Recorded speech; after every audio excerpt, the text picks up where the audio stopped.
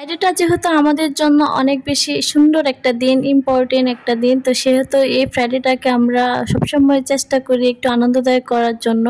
তো সেই শুক্রবারে গিয়েছিলাম হচ্ছে সবাইকে নিয়ে রেস্টুরেন্টে। খুব বেশি মনে চাচ্ছিল যে সবাই মিলে একটু বাইরে থেকে খাওয়া দাওয়া করে আসি, একটু ঘোরাও হলো, খাওয়া দাওয়া হলো, আর সুন্দর একটা সময়ও কাটলো।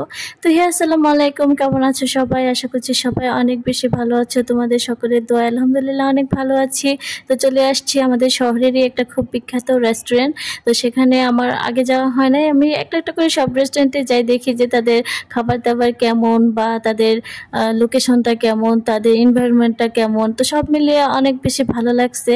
তো এখন আমি হচ্ছে মেনু দেখে নিচ্ছি। তো মেনুতে দেখছি কি কি খাওয়া যায়। খাবার হইতে যেহেতু টাইম লাগবে সেহেতু আগে অর্ডারটা করে নিই, তারপরে হচ্ছে সবাই মিলে ছবি টবি তুলবো মেমোরিজের জন্য আর কি। এটা জাস্ট আমি না, এটা মনে হয় যে বর্তমান যুগে সবাই করে, তাই না? তো হাদিয়া কিন্তু ঘুরতে এসে খুবই খুশি, কেননা সারাদিন ও বাসায় থাকতে থাকতে বোরিং হয়ে যায়। আর তাছাড়া হাদিয়া কেন হবে, আমরা সবাই এমন সারাদিন বাসায় থাকতে থাকতে একটা একঘেয়েমি চলে আসে, তখন দেখা যায় মন মেজাজ এমনিতেই খারাপ হয়ে থাকে। তো সবাই যদি একটা প্ল্যানিং করে সপ্তাহে একবার কোথাও ঘুরে আসা যায় বা বাহিরে খাওয়া দাওয়া করা যায়, তাহলে কিন্তু মন্দ হয় না, সবারই ভালো হয়, মাইন্ড ফ্রেশ থাকে। তো এখানে আসার পরে দেখলাম যে একটা দোলনা দোলনা দেখলে আমি ছোটবেলার মতোই অনেক লাফালাফি করি। দোলনা আমার অনেক বেশি ভালো লাগে। আমাদের বাসায় হচ্ছে ফার্নিচারে এত ভরপুর যে দোলনা রাখার জায়গা নাই, নয়তো আমাদের বাসার জন্য একটা দোলনা কেনা হতো, মানে আমি অন্তত কিনতাম। তো যাই হোক, আজকে আমি অনেক দিন পরে হচ্ছে খয়েরি কালারের একটা ড্রেস পরছি। এই কালার ড্রেস আমার অনেক বছর যাবৎ পরা হয় না। তো আমার ড্রেসটা কেমন লাগছে অবশ্যই কমেন্টস করে জানায়। তো আমাকে কিন্তু হাতিয়া উঠিয়ে দিছে, সে বসবে। দেখতে পাচ্ছ যে মানে নাগাল পাচ্ছে না, তারপরে দুই হাত ছড়িয়ে তারপরে হচ্ছে বসে আছে, সে কাউকে বসতে দিবে না। আর লাকিলি আজকে রেস্টুরেন্টে আমরাই প্রথম ছিলাম, মানে আমরা যখন গেছি তখন কেউ ছিল না, আমরাই ছিলাম। তাই নিজেদের মতো করে একদম ঘুরে টুরে ছবি টবি তুলতে পারছি। তো এখানে দেখতে পাচ্ছ দুইটা উইংস, মানে নিজেকে এখন অ্যাঞ্জেল অ্যাঞ্জেল মনে হচ্ছে। তো ভাবছিলাম যে নিজেকে অ্যাঞ্জেলের মতো করে ছবি তুলবো, কিন্তু আনফর্চুনেটলি এখানে লাইটিংটা আমার পছন্দ হয় নাই, কালো কালো লাগছিল, যার কারণে হচ্ছে পরবর্তীতে ছবি তুলি নাই। তো তোলার জন্য চেষ্টা করছিলাম, সব অ্যাঙ্গেল থেকে দেখছি যে ভালো লাগে না, তাই আর তোলা হয় না। তো যাই হোক, এখন আমরা ছবি টবি তুলে হচ্ছে আবার আমরা আমাদের সিটে চলে আসছি। আর ওইখানে তো রোসাফি হাদিয়া খুব বেশি দুষ্টামি করছে। তো এই যে দেখতে পাচ্ছ রোসাফি মিয়া, মানে তার একটা গল্প বলি, সেটা হচ্ছে সে খুবই বোকা ছেলে। কেননা সে হচ্ছে রেস্টুরেন্টে, যত হাই লেভেলের রেস্টুরেন্টে যাক না কেন, তার একটাই খাবার, সেটা হচ্ছে ফ্রেঞ্চ ফ্রাই, তারপর হচ্ছে চিকেন ফ্রাই।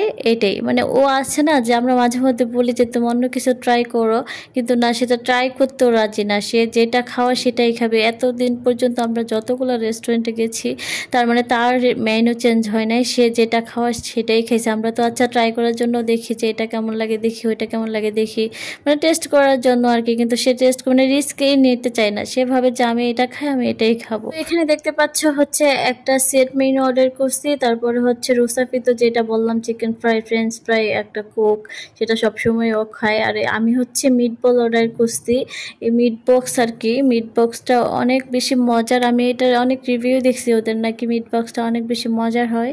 তো যার কারণে আমি ভাবলাম যে আমি একটু ট্রাই করে দেখি, সবার মজা লাগলে যে আমার মজা লাগতে হবে এমন তো না।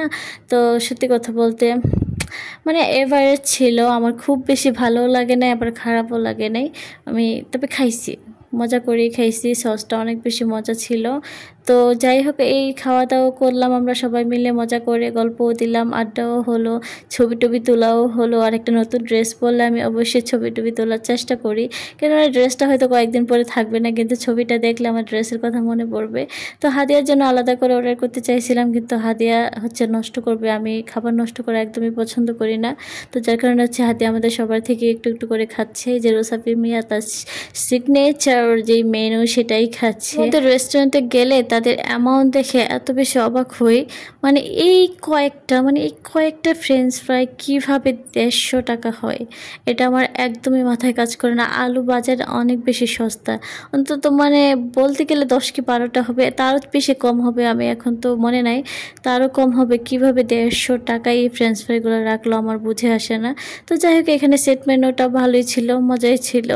তো আর আমরা সবাই হচ্ছে ড্রিঙ্ক হিসাবে ভাবছিলাম যে প্রথমে যে কোনো কিছু কিছু ফলের জুস খাবো বা হচ্ছে লাচ্ছি খাবো, কিন্তু পরবর্তীতে আর কিছুই ভাল লাগে নাই, কেননা অনেক বেশি রাত হয়ে যাচ্ছিল। ভাবলাম যে তাড়াতাড়ি খাবার শেষ করে তারপরে বাসায় যাওয়া উচিত। তো এখানে হাদিয়াকে সবাই একটু একটু করে ট্রাই করানো হচ্ছিল, কিন্তু হাদিয়া হচ্ছে খেতে পাচ্ছিল না। তার হচ্ছে বাহিরে বের হইতে পারলেই মজা, মানে তার আর আলাদা কোনো কিছু দরকার হয় না। তো সেই এখানে দেখতে পাচ্ছ যে সে টাকা দিবে।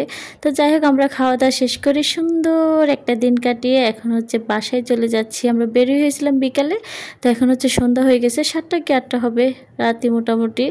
তো এখন হচ্ছে রিক্সার জন্য দাঁড়িয়ে আছি, রিক্সা পেলে তারপরে হচ্ছে বাসায় চলে যাব। আর হাদিয়া দেখো এখানে বলতেছিল যে এইগুলা কি ওইগুলা কি, যা দেখে তাই প্রশ্ন করে মশলা দিলে।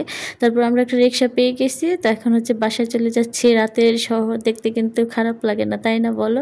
রাতের শহর আমার খুবই প্রিয়। তো এখন হচ্ছে আমাদের সেই বিখ্যাত ওভারব্রিজ, ফ্লাইওভার আর কি, এখানে অনেকে দেখি নিজেদের মতো করে নাম দিয়ে দিচ্ছে।